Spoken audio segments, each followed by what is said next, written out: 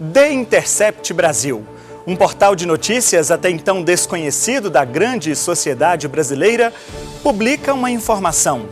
Num domingo à noite, que iria ocupar os principais noticiários do país por várias semanas. São conversas de um aplicativo de mensagens entre o então juiz Sérgio Moro, responsável pelos processos da Operação Lava Jato, com o procurador da República Deltan Dallagnol, o coordenador das investigações.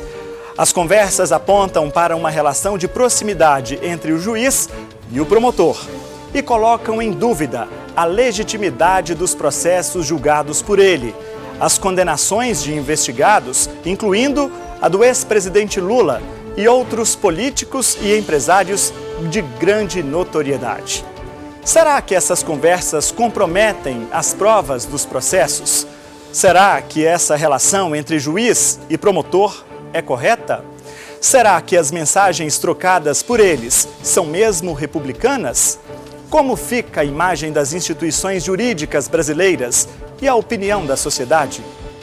A Lava Jato e as conversas vazadas de Deltan Dallagnol e Sérgio Moro. Este é o tema do Política Cruzada de hoje, que está no ar.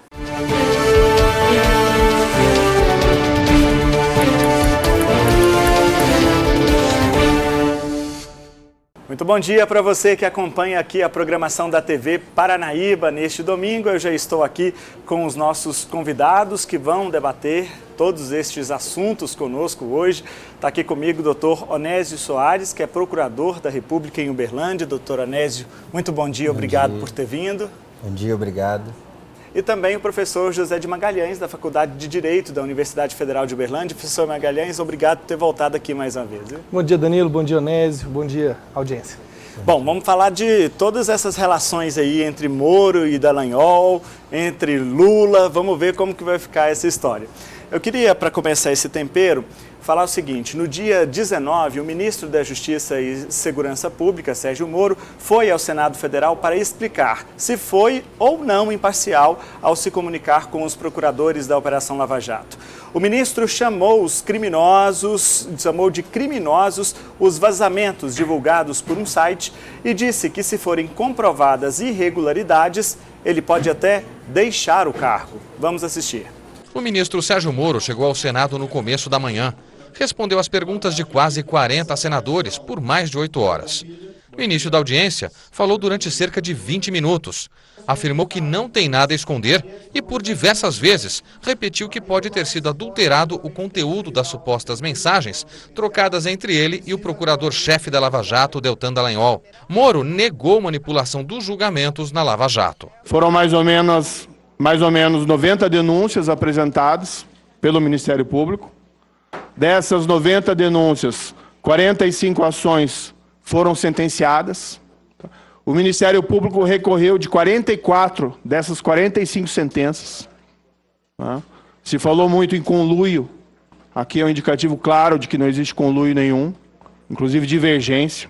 O ministro reafirmou que o conteúdo dos supostos diálogos não mostra nada de ilegal e que é normal que advogados, juízes e promotores conversem ao longo de um processo. Como eu disse, embora não reconheça que as mensagens sejam autênticas ou não possam ter sido parcial ou totalmente adulteradas, o fato é que várias pessoas, lendo essas mensagens, não identificaram, ao contrário de todo o sensacionalismo do site, ali ilícitos, ilegalidades ou qualquer espécie de desvio ético. Moro afirmou ainda que não tem apego ao cargo e que deixaria o governo se houvesse alguma irregularidade enquanto atuou como juiz. O ministro disse que sempre agiu de acordo com a lei e disse que o site de notícias que vazou a suposta conversa deve apresentar todo o conteúdo para que as autoridades verifiquem se ele é autêntico. Eu não tenho nenhum apego pelo cargo em si. Apresente tudo, vamos submeter isso então ao escrutínio público e, se houver ali irregularidade da minha parte, eu saio. Mas não houve. Por quê? Porque eu sempre agi com base na lei e de maneira imparcial. E, se forem divulgadas todas as minhas mensagens, eu falei isso publicamente, pode divulgar tudo. A sessão teve embates e até um princípio de tumulto, quando o senador Marcos Duval afirmou que muitos colegas iriam atacar Moro porque foram alvos da Lava Jato. Você vai sofrer muitos ataques daqui, infelizmente, de dentro da casa, por pessoas que estão sendo acusadas pela Lava Jato e que querem te descredenciar. Ele tem que dizer quem são os políticos, quem são os colegas dele. Moro também disse desconfiar quem são os responsáveis pelos ataques. Quem faz essas operações de contra-inteligência não é um adolescente com espinhas na frente do computador, mas sim um grupo criminoso estruturado.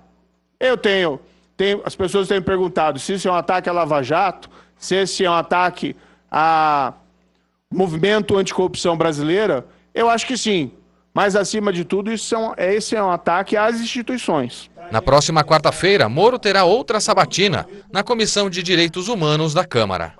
Tá aí então a posição do ministro da Justiça e Segurança Pública, Sérgio Moro, lá no Senado Federal. Quero começar aqui com o doutor Onésio. Como é que o senhor tem visto isso tudo, procurador da República que é, enfim, está lá dentro do Ministério Público Federal? Como fica uma situação dessa, a relação entre um juiz federal e um procurador da República que coordena as investigações de uma operação tão grande como essa, a Operação Lava Jato? Danilo, nós acompanhamos todos esses fatos, né, apesar do cargo, mas de uma maneira externa, pela TV. Eu não tenho acesso a nenhum tipo de informação privilegiada. Mas o que nós percebemos é que quem lida com matéria criminal, no MP federal, no MP estadual, na justiça criminal, e conhece o cotidiano da justiça, vê que essa é a prática cotidiana da justiça, que não há nada demais nas mensagens que foram vazadas, no relacionamento, e mais, nas mensagens que foram vazadas e não foram entregues as cópias integrais para que fossem auditadas, não foram entregues os trechos, ou mesmo todo o trecho da conversa, então são partes pinçadas, isso se não houve adulteração da conversa. E mesmo assim, apesar de todo o estardalhaço midiático, que é ruim, porque traz uma politização excessiva para uma análise técnica que precisa ser feita, eu não consegui ver nada extraordinário. E digo por quê. No momento da investigação, quando o Ministério Público pede medidas cautelares sem a participação do réu, até porque se eu aviso ao réu antes, ele não vai falar no telefone, ele vai esconder os documentos, que vão ser objeto de busca e apreensão. Então essa relação acaba sendo o Ministério Público e o juiz. E aí é normal perguntar para o juiz, olha, essa prova é suficiente para poder ser deferida essa medida invasiva? Nessa data, a polícia está se organizando para fazer, já que em tese o Ministério Público pede, porque entende que estão presentes os requisitos para aquela medida. Nessa data, o senhor consegue decidir até essa data para que a polícia possa se organizar e cumprir a diligência naquela data? Então, coisas que foram inclusive explicadas pelo Moro. Então, não consegui perceber dos trechos da conversa nenhum indício de crime, não havia combinação quanto a resultado, quanto a forjar provas, quanto a utilizar provas que não estão adequadas para poder buscar condenação. As conversas entre os procuradores, é normal que eu converse com um colega meu que está numa operação comigo, não é Lava Jato, qualquer uma cotidiana, e diz, olha, acho que essa prova está um pouco mais fraca ou está um pouco mais forte. Como é que nós vamos buscar robustecê-la? Porque num primeiro momento, durante o processo, na dúvida, deve-se investigar, deve-se procurar provas e procurar, por isso que o Ministério Público também ocupa esse papel de acusação, para poder ir atrás, correr atrás das provas que busquem comprovar que aquela pessoa é autor daquele crime, estando inicialmente convencido, havendo indícios disso. Já no momento de pedir a condenação não é outra questão, mas no primeiro momento, ou seja, no momento da investigação e no momento da propositura da ação penal, da denúncia, a regra é, na dúvida, investigue. Então, assim, não consegui ver nada da conversa. A única questão, para não dizer que talvez tenha algum problema, foi o comentário em relação ao procurador, e não em relação por ela ser mulher. Mas quantas vezes você não faz audiências reiteradas com o juiz, e o juiz reclama do próprio colega, ou reclama do seu colega para você, ou vice-versa. Então, acho que ali é uma questão também de confidência, de alguma... Olha, ele negou também, né? Isso, então não foi em razão dela ser mulher, ou mesmo, isso também não traz nenhuma parcialidade, nem em relação àquele réu, quanto mais em relação ao Lava Jato como um todo, coisa que foi dita pelo próprio Lula. Mas são conversas absolutamente normais. Existem erros na prática jurídica, que o cachimbo faz a boca torta, né, que são comuns, erros comuns e relações que talvez não sejam as mais republicanas. Mas quando eu digo que essa é a prática, eu não estou dizendo que essa é uma prática ruim. Essa é a prática normal, cotidiana e adequada. As partes precisam conversar. O juiz recebe os advogados, o juiz recebe os procuradores, recebe os advogados da União, até em matéria civil, e conversa com eles sobre, olha, será que não era melhor vocês apresentarem as ações desse jeito, porque não estão gerando resultado, estão tramitando mais lentamente. Isso é o cotidiano de quem lida na prática forense. Inclusive, eu já tive experiências nas quais pedidas medidas cautelares, que são as últimas medidas que se pede, primeiro você tenta toda a investigação, sem buscar esses métodos mais invasivos. Não conseguindo, não sendo possível desde o início, mas havendo maiores indícios, você faz as medidas invasivas. E o juiz chegava depois, quando nós iríamos pedir a prorrogação, e dizia, olha, e aí, quando é que vocês vão encerrar? Porque nós estamos ouvindo o réu já há tanto tempo, já deferi quebra de sigilo, quebra disso, e não veio a denúncia, ou o arquivamento. Ou seja, você pediu para que eu fizesse uma medida invasiva, então conclua rapidamente, em nome do próprio réu. Então são coisas cotidianas, ou seja, é um excesso de politização que, para usar o ministro Barroso, e sem querer também transformar a coisa em Fla-Flu, ou Cruzeiro e Atlético, parece que traz muita alegria para alguns corruptos. Esse é o meu ponto de vista. Tá. Professor Magalhães, o senhor concorda com o doutor Onésio ou acredita que essa relação entre juiz e procurador compromete a legitimidade das instituições? Eu não consigo concordar com o doutor Onésio por um motivo bem simples, né? Se é verdade que no cotidiano do judiciário um juiz precisa receber as partes, e aí a acusação e a defesa, esse recebimento ou esse diálogo, ele precisa ter um tom público e republicano. Ainda que no início das investigações, e como o doutor Onésio trouxe, nas medidas cautelares, isso ainda não esteja à disposição de uma defesa, todo esse contato tem um condão ou uma certificação pública. O grande problema, e aí eu acho que não é possível de nós passarmos o pano para esse diálogo, o grande problema disso tudo é que essas foram mensagens trocadas no privado dentro de uma relação que era uma relação privilegiada. Isso está claro. E aí, assim, eu acho que a gente precisa, de fato, ler todas as reportagens do Intercept, porque no início eles foram acusados de terem pinçado as conversas, mas exatamente por terem sido acusados disso, eles liberaram as conversas em todo o contexto, para que as pessoas pudessem ler. Então está lá no site do Intercept a conversa inteira de cada um dos assuntos.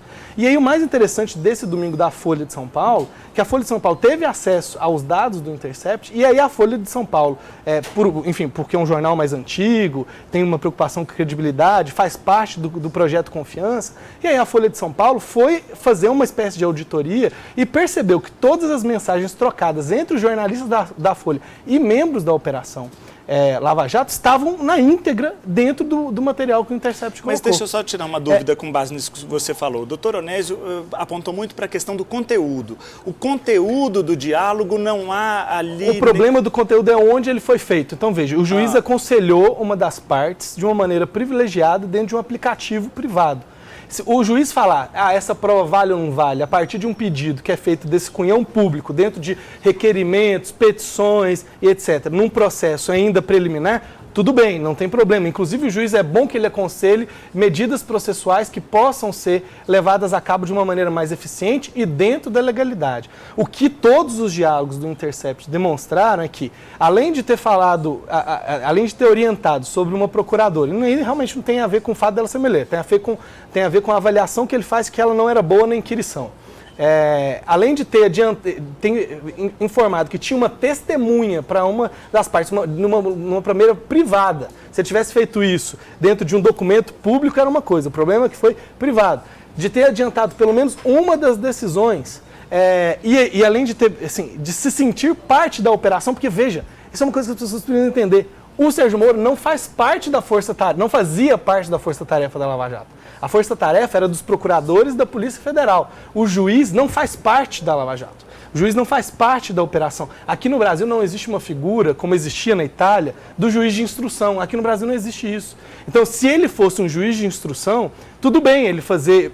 Tudo bem, entre aspas, porque inclusive pelos aplicativos não é tudo bem. Mas tudo bem ele ajudar o Ministério Público em melhores formas de investigar, mas ele não poderia ser aquele que julga no final das contas. Então, existe esse problema de método, e aí, Danilo, é preciso que a gente entenda duas coisas. O grande erro da Lava Jato foi ter fulanizado as questões. O que é isso, fulanizado? Fulanizado o Deltan ganhou relevância, o Moro, como pessoas, ganhou relevância, e aí fulanizado no réu, o Lula ganhou relevância. Alguém aqui, talvez vocês saibam porque a gente está envolvido nisso. Alguém que sabe o nome do juiz que substituiu o Moro na 13ª Vara de Curitiba? Ou algum ouvinte sabe? Não sabe por quê? Porque ele não procura a mídia. Então, a politização que o Onésio falou também foi procurada pelo Deltan, também foi procurada pelo Moro e, de alguma maneira, também pela defesa do Lula. Então, a politização ela foi colocada de saída. Mas o senhor não acha isso importante no contexto de uma operação tão volumosa como essa? No caso, olha, se for... Envolvendo empresários, políticos e autoridades? Aí você vai ter que andar dentro na franja da lei.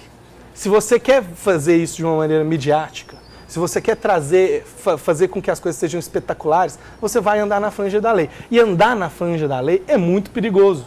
É muito perigoso. Então, veja, a Lava Jato teve um papel muito importante na história brasileira, porque ela revelou um grande cartel de empreiteiras que parasitava o poder público brasileiro. Né? Quando ela fulanizou as questões e tornou o juiz tão importante, o procurador tão importante, e aí escolheu um réu tão importante, ela abriu várias frestas para que ela pudesse cair.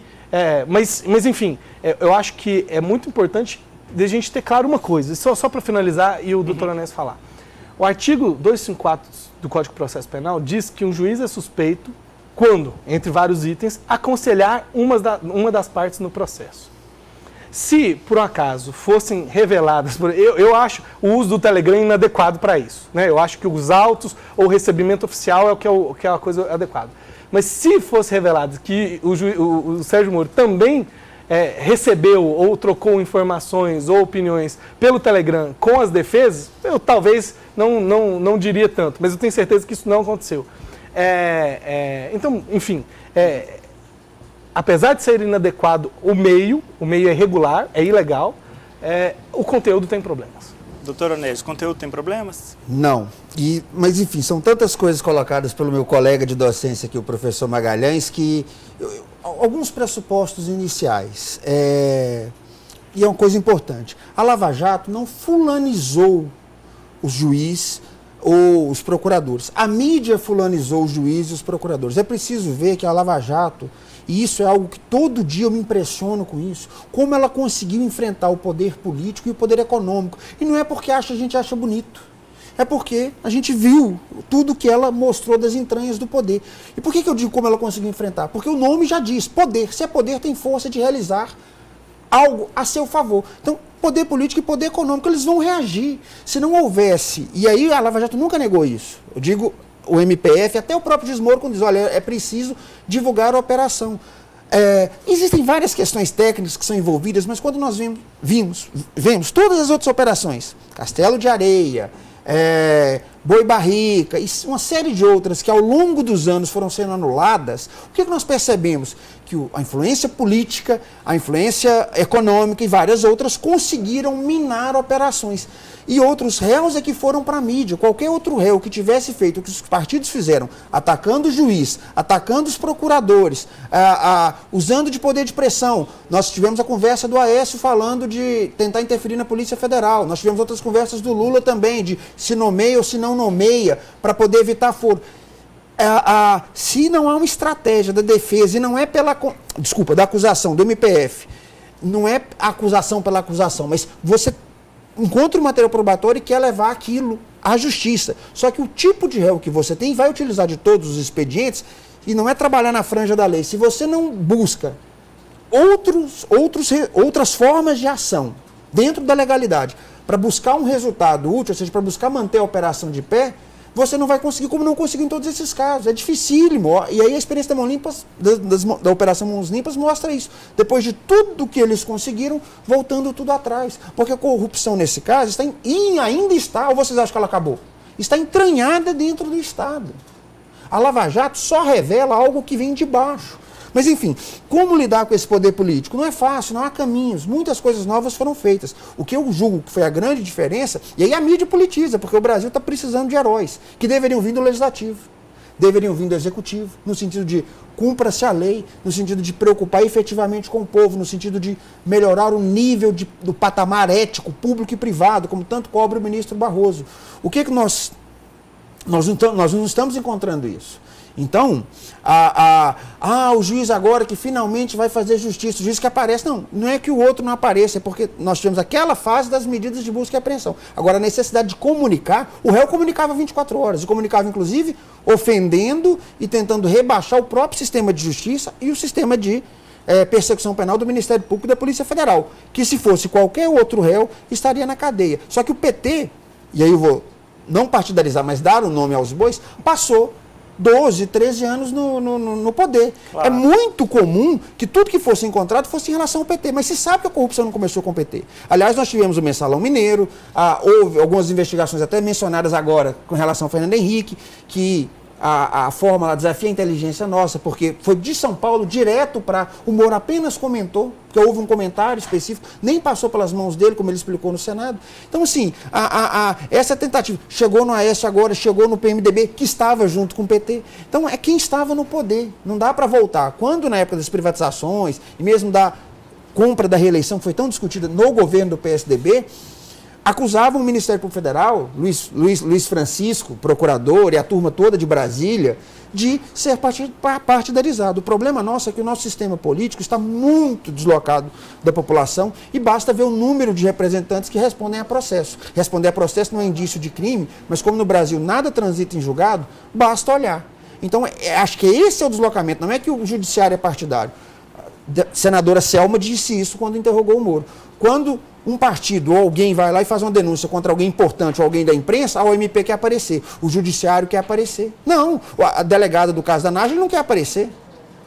Agora, eu queria colocar um outro ponto aqui. O senhor falou da mídia, eu preciso fazer uma defesa dela, até porque eu entendo que a responsabilidade disso tudo que aconteceu aí não é da mídia, e se os atores desse processo foram mesmo fulanizados, como disse o professor Magalhães, foram fulanizados pela sociedade.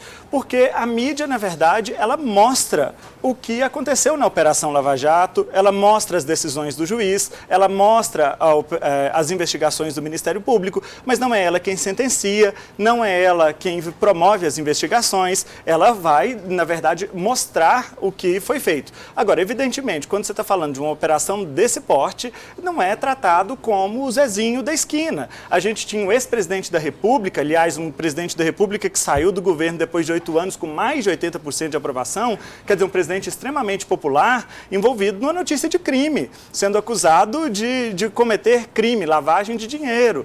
A gente tinha uma série de políticos de notoriedade expressiva no país sendo acusados, presos, com busca e apreensão nas casas deles, que era uma coisa que normalmente não se via no país. Foi uma novidade tanto do ponto de vista da mídia, da imprensa, que aquilo estava noticiando, como da sociedade, que recebia todos os dias às 6 da manhã na casa dela, aquela informação assim com os olhos abertos, a boca aberta, né, diante de toda a situação. A gente tem empresários de extrema relevância, com um poder aquisitivo imenso, que jamais fosse imaginado que um dia ele fosse passar pela porta de uma cadeia, não fosse para inaugurar alguma benfeitoria que normalmente eles estavam acostumados a fazer. Basta ver que Andrade Gutierrez, Odebrecht e tudo mais fazem reformas constantes nos palácios do governo, né? Então, assim, é muito tênue essa linha, e eu quero pegar agora essa conversa de vocês para levar sobre a situação do ex-presidente Lula, né? A Procuradora-Geral da República, inclusive, Raquel Dodge, enviou na semana passada ao Supremo Tribunal Federal um documento em que se coloca contrária à suspensão da condenação do ex-presidente Lula, feita pelo então juiz Sérgio Moro, né? A defesa de Lula anexou ao pedido de anulação as supostas mensagens trocadas entre Moro e integrantes da força-tarefa da Operação Lava Jato. Raquel Dodge afirma que a autenticidade das conversas não foi comprovada e que elas podem ter sido obtidas de forma criminosa. O presidente da República, Jair Bolsonaro, também saiu em defesa do agora ministro da Justiça. Vamos acompanhar. O ministro Sérgio Moro repudiou os novos vazamentos de mensagens atribuídas a ele e ao coordenador da Força Tarefa, Deltan Dallagnol. Em nota, o ministro disse que não reconhece a autenticidade das conversas, que podem ter sido editadas ou adulteradas pelo grupo criminoso. E segundo Moro, mesmo que sejam autênticas, nada tem de ilícitas ou antiéticas. A nota esclarece ainda que a mensagem não entra em contradição com a fala do ministro no Senado Federal esta semana, já que não solicitou a substituição da procuradora, que continuou atuando na Operação Lava Jato. O fim da nota se refere a um trecho das explicações de Moro na Comissão de Constituição e Justiça do Senado. Na quarta-feira, o ministro negou ter pedido para substituir uma procuradora por achar que ela não se saía bem nas audiências. A Procuradora-Geral da República, Raquel Dodge, se manifestou contrária à anulação do processo. Ela questionou a autenticidade das mensagens e afirmou que as conversas podem ter sido obtidas de maneira criminosa. A defesa do ex-presidente Lula esclareceu que o pedido de habeas corpus está amparado em fatos que antecederam os vazamentos e já são suficientes para evidenciar que o ex-presidente Lula não teve direito a um julgamento justo, imparcial e independente, o que deve resultar na anulação de todo o processo. O presidente Jair Bolsonaro saiu em defesa de Moro e questionou a origem das mensagens divulgadas. Os vazamentos em si, né? Ninguém tem certeza da fidelidade do que está publicado ali. Sérgio Moro é patrimônio nacional, é um homem que, no meu entendimento, conseguiu o ponto de inflexão nesse grande mal que assola o país há décadas, que é a questão da corrupção. Tá aí então a fala do presidente Bolsonaro. Bom, professor Magalhães, o senhor acha que isso compromete a situação do ex-presidente Lula e dos outros condenados pela Operação Lava Jato? Qual é a avaliação do senhor? As mensagens vazadas até agora, elas estão um pouco focalizadas no processo do ex-presidente Lula, né? E aí, como elas estão focalizadas no processo do ex-presidente Lula, eu acho que aí a análise das consequências jurídicas dessas mensagens, ela vai se focar no processo do ex-presidente Lula. Se por um acaso, e aí diz o Intercept, que ainda tem muito material para ser divulgado, aparecerem de outros réus, aí vai ser a análise para os outros réus, né?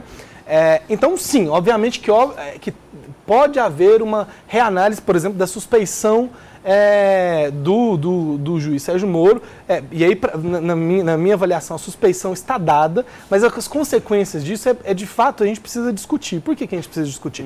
Porque a condenação já foi confirmada por outras instâncias do judiciário. Terceira até, né? Isso, até terceira instância. Então, nós precisamos ver se esse vício de origem da primeira condenação tem repercussão por conta dessas outras consequências. E aí, de fato, como o judiciário brasileiro se comporta de uma maneira um pouco errática, eu não consigo prever o que vai ser. Assim. E de fato, eu acho que é uma coisa muito nova que a gente tem nesse sentido e com a repercussão que nós temos. Então, eu não sei qual vai ser a consequência, mas de fato isso precisa ser olhado. E ainda é verdade que é preciso prudência um pouco com as mensagens, porque apesar delas serem verossímeis, e elas são verossímeis, não é à toa que a todo momento o Moro na questão do Senado, eu fiz questão de acompanhar, ele não confirma nem desconfirma, ele não torna as mensagens fato incontroverso, mas também não admite, questiona se tem autenticidade, se foi editado, mas como é verossímil, ele não pode negar, né? Então, mas ainda assim as coisas precisam se acumular mais.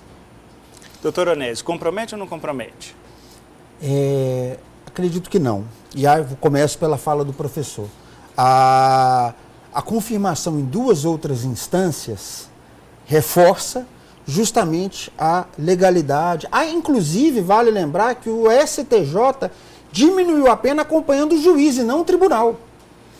Então, que parcialidade, que suspeição é essa do juiz que condena num patamar menor do que o seu tribunal e que tem a pena reformada pela terceira instância? Um juiz que teria comprometimento com os casos. Então, o que nós temos é uma politização excessiva por parte dos réus que, obviamente, querem utilizar de todo o poder político, como nós falamos no bloco anterior, para poder se livrar das acusações. E um segundo ponto, não é que o Moro confirma ou não confirma. Eu pergunto ao professor, ao próprio Danilo e ao telespectador se lembram do que conversaram, mesmo com algum colega de trabalho, se exatamente foi aquela palavra, se foi outra, em qual contexto, porque isso muda tudo. Agora, eu não fiz nenhuma fala aqui até agora no sentido de contestar a validade da conversa. E ela foi obtida de forma criminosa, é preciso deixar isso claro. Então eu não sei nem da autenticidade, mas ainda que seja, isso sim eu destaquei logo no início, ainda que seja verídica, e vamos partir desse pressuposto aqui, apesar de obtida criminosamente, não consigo enxergar nada demais no que está dito lá. Isso para mim é grave. Alguém não considerar juridicamente nada demais, quando a lei expressa que a suspeição tem a ver com o cancelamento de uma das partes, isso para mim é muito grave. Por que é grave? Porque isso indica que o cotidiano do judiciário brasileiro está sendo dessa forma. E eu não gostaria, Danilo, eu acredito também que o telespectador não, de ser julgado por um juiz que tem um relacionamento privilegiado através de um aplicativo de mensagens com a parte acusadora. Assim, e então, para mim, isso é muito grave do ponto de vista institucional. Eu acho que nesse ponto, veja, eu não acho que a defesa do Lula é inocente, de fato não acho, assim como eu não acho que a acusação seja inocente. Eu acho que ali existe um problema processual do tripé fundamental do processo. Se o tripé fundamental do processo foi desqualificado, a gente precisa requalificá-lo. As instituições é que sofrem quando o tripé fundamental do processo não é colocado. Então, assim, é literal, Danilo. Tá lá, o juiz declara ser suspeito quando um dos incisos aconselhar uma das partes do processo. Assim, eu não consigo ver outra interpretação quando a gente lê as mensagens que não seja uma interpretação de suspeição. Assim, não consigo ver isso. E isso independente... E aí, veja bem, tem duas coisas no mundo ao mesmo tempo. A gente precisa lidar com a realidade que é ambígua. Qual que é a realidade que é ambígua? Ao mesmo tempo, a Lava Jato fez um papel importantíssimo de revelar uma corrupção do Brasil e, ao mesmo tempo, o juiz atuou de uma maneira suspeita. Eu não estou falando nem do Ministério Público, o juiz atuou de uma maneira suspeita. Porque eu acho que o Ministério Público estava no papel dele de acusar mesmo, mas o juiz atuou de uma maneira suspeita. Mas se o juiz atuou de forma suspeita, o Ministério Público também. Mas o Ministério Público já tinha um lado. Ele já tinha um lado, o juiz aqui não podia. No Brasil, como nós falamos tecnicamente, apesar da expressão estranha, né, o Ministério Público é parte imparcial. Ou seja, se ao final ele considerar que a pena está excessiva ou que não deve haver condenação, ele deve, não é pode, ele deve pedir isso e nós fazemos isso cotidianamente. Eu não quero aqui defender a Lava Jato ou defender a postura do juiz Moro, nós não temos compromisso com o erro. E aqui eu digo até profissionalmente, não só a instituição como eu mesmo. Semana passada tive a oportunidade de pedir para cancelar uma fixação de fiança, num caso que eu achei que depois, quando voltou, uma das partes pagou outra, não achei que era excessivo. Inclusive pedi ao juiz para que devolvesse e coloquei expressamente. Este membro do Ministério Público não tem compromisso com os erros, inclusive os seus. Agora, o que acontece... Mas não foi pelo Telegram. Não poderia, não foi, mas é um caso de urgência, calma. Foi falado no primeiro bloco que o Telegram por si só é meio legal. Não é, você discute. Agora, aconselhamento é quando eu digo o seguinte, entre com a ação nesse sentido, porque eu vou deferir isso e outro. Outra coisa é aquela conversa que está prevista no artigo 10 do novo CPC, do Código de Processo Civil e que já era feita, onde o juiz não é mais aquela pessoa calada que não diz o que pensa, ele diz, olha, eu entendo que para se provar isso aqui, preciso disso, disso e daquilo. E as conversas eu não vi elas encaminhando nesse sentido, de parcialidade. Mas nem sequer disso, olha, entendo que para essa prova aqui seria melhor assim, assim. Como é que nós vamos julgar esse processo? Nós vamos fatiar? Isso o juiz conversa com ambas as partes, cotidianamente. Tive casos de júri aqui, o juiz, ao terminar da primeira fase, ouviu todas as testemunhas, chamou todo mundo para o gabinete dele. Todo mundo. Todo mundo, mas porque nós não estávamos naquela fase inicial de medidas cautelares. Então, aconselhar, dizer, olha, faça assim que você tem o direito. Já aconselhei réus, eu aconselhei réus junto com o advogado. Isso é o cotidiano, não é um cotidiano distorcido, professor. Aí nós temos que entrar no mérito, em que medida que aconselhar não há dúvida, e o professor constrói um argumento inteligente e interessante. O aconselhamento é proibido e está na lei, isso não é nem um argumento. O argumento é, olha, eu preciso recuperar as questões institucionais, e está corretíssimo. Agora, nós precisamos também de termos um certo... Pragmatismo seria uma palavra ruim, mas não temos um certo... Não é a postura do professor, com certeza. Parar com um certo cinismo, de como se as partes não conversassem. O advogado vai lá e conversa com o juiz e faz algum pleito e nem sempre o Ministério Público está presente. O Ministério Público, em especial nessas fases onde o réu não pode estar presente, que são medidas antecipatórias da investigação, ele terá direito ao contraditório posterior, que nós chamamos de diferido, e conversa com o juiz. E às vezes você faz olha, a operação é amanhã. Olha, cheguei, como o Moro explicou, cheguei lá em tal endereço e não estava o réu presente, mas foi indicado outro. Eu vou ou não vou? Às vezes... Você confirma esse tipo de questão. Olha, já decidiu eliminar? Indisponibilidade, mas não consigo, no caso concreto, com tudo que foi visto, entender por essa parcialidade ou por essa suspeição. Pode ser que se surgirem outras mensagens, outros pontos, mas assim, se o Intercept pensou inicialmente, tirou do contexto, não sei se adulterou ou não algumas palavras, né? Isso tem que ser feito análise. O que eu sei é que isso foi feito de forma criminosa e mais grave, já que vamos entrar nesse ponto também. Um detalhe, não é o Intercept que cometeu o crime. Quem cometeu o crime foi a fonte que nós não sabemos, né? Eu não sei Intercept. também, nós não sabemos. Pode ter sido a fonte, pode ter sido... Ele não diz a fonte e ele não diz de onde usou o material. Está constitucionalmente protegido, Isso está constitucionalmente protegido. Sim, mas ele não apresenta, nós não sabemos. E outra, ele tem um viés ideológico ligado a determinadas pessoas que têm interesse direto na operação muito grande. Então o que também é bom a gente também destacar. é bom a gente saber politicamente. Nós não estamos aqui entre inocentes. Que ele tem ligação, ele tem, e que o direito de preservar a fonte dele também é garantido. Igualmente. Ele tem. Ou seja, são situações bastante complexas que não conseguem ser decididas assim, de rompante. Agora, quando a gente fala da operação, o professor concordou lá no início, da validade, o que teve de grande diferencial nessa operação também é que, para além do aspecto de fazer a contra-informação, já que os réus faziam isso o tempo inteiro na mídia, aliás, pelo contrário, saiu uma operação, deputado, senador, ia na tribuna do Senado falar mal, como a gente já enfrenta aqui na primeira instância, com prefeitos, com deputados, com histórico de desvio flagrante e que usam rádios para poder falar mal dos procuradores, falar mal dos juízes, como denunciou a juíza Selma. A diferença é que dessa vez, além de ter essa questão da informação, o Pedro Barusco, que era um mero gerente, e tantos outros falaram assim, olha, depois de dar todos os detalhes, ainda falaram, olha, peraí, agora euzinho, mero gerente, vou devolver 100 milhões. Devolver. O que eu gastei em viagem, o que eu roubei, o que o outro roubou, que foi muito mais, não, eu sozinho vou devolver 100 milhões. Aí ficou difícil de abafar a operação. Professor Magalhães, 30 segundinhos só. Não, é porque a questão aqui não é do mérito. Veja, a questão aqui não é do mérito. A corrupção foi revelada. A corrupção, as provas obtidas pela Lava Jato estão lá. As provas estão lá. Eu estou falando da Lava Jato inteira, para não falar de um caso específico. As provas estão lá. Mas uma questão que a gente precisa tomar cuidado é esse tripé fundamental do processo e que para mim, não existe outra interpretação possível. As duas coisas aconteceram no mundo.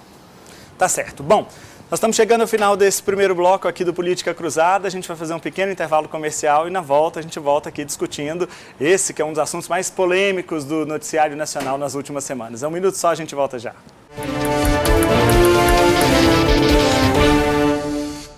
De volta aqui no Política Cruzada deste domingo, hoje recebendo o Procurador da República em Uberlândia, Onésio Soares, e também o professor da Faculdade de Direito da Universidade Federal de Uberlândia, professor José de Magalhães. Bom, uma das supostas conversas do então juiz Sérgio Moro com o procurador Deltan Dallagnol, o juiz teria dito, abre aspas, alguns tontos daquele movimento Brasil Livre foram fazer protesto na frente do condomínio do ministro. Isso não ajuda, evidentemente. Fecha aspas. Nós procuramos um integrante do MBL aqui em Uberlândia para comentar essa mensagem do juiz. Vamos assistir. Acredito que seja até irrelevante, principalmente saindo do Sérgio Moro, e foi exatamente essa tontice que é admirável nesses jovens do movimento, porque foi essa tontice que levou não só o MBL, como jovens de vários outros movimentos, alavancaram e puseram o povo nas ruas, fazendo convites e estimulando as manifestações. Então, este é um grande ganho. E nós não temos messianismo, surgiram pessoas de várias linhas de pensamento, de direita, por exemplo, e nem sempre coadunam no mesmo foco. Tá aí, então, a posição do MBL aqui de Uberlândia. Doutor Onésio, vou começar com o senhor. Qual que é a avaliação do senhor sobre essa situação? Eu acho que se eu estivesse no lugar do Moro, eu usaria termos até menos educados para me referir aos membros. Não é nada pessoal e eles têm todo o direito de se manifestar politicamente, mas entendo que se o fizessem de forma, e aí a avaliação tem que ser deles, mas se o fizessem de forma mais técnica, seria razoável. O que o ministro fala? Um desabafo. Eu entendo essa fala como um desabafo, como a gente conversa com o advogado, conversa com o juiz. Olha, eu estou fazendo uma operação importantíssima e aí vem alguém e atacam a outra parte, atacam um outro juiz que recorreu que cassou a minha decisão, que não concordou, que fez uma manifestação de modo diferente e o ataca de forma agressiva e de forma desproporcional, ou pelo menos com o movimento, com o protesto, quando o que eu estou fazendo aqui na primeira instância não é política, é aplicar a norma. E se outro entende a aplicação de outro jeito, ele também está aplicando a norma. Então, entendo que é um desabafo, não vejo nada demais. Professor Magalhães. Duas coisas sobre essa mensagem. Logo depois, o Moro mandou um áudio para o MBL pedindo escusas. Ele gosta de usar esse termo. Escusas se eventualmente tivesse ou não chamado o MBL de tontos, né? Essa mensagem que ele manda é, mais uma vez, um modo explícito de que ele pede escusas de uma coisa que ele não fez. É a verdade quântica do juiz Sérgio Moro agora, né? E outra coisa significa basicamente que, assim, o MBL fazer um protesto na casa do Teori Zavascki é só inconveniente e anti-estratégico?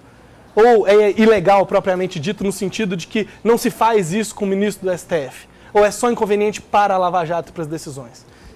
Gente, infelizmente o nosso tempo acabou, porque a conversa aqui daria pelo menos mais 1 hora, assim, no mínimo, viu? Doutor Onésio, muito obrigado pela sua presença aqui mais uma vez. Volte sempre, viu? Eu que agradeço a oportunidade de esclarecer e ter esse papo com o telespectador. Professor Magalhães, um bom dia, boa semana e até a volta. Obrigado, Danilo. Obrigado, Onésio.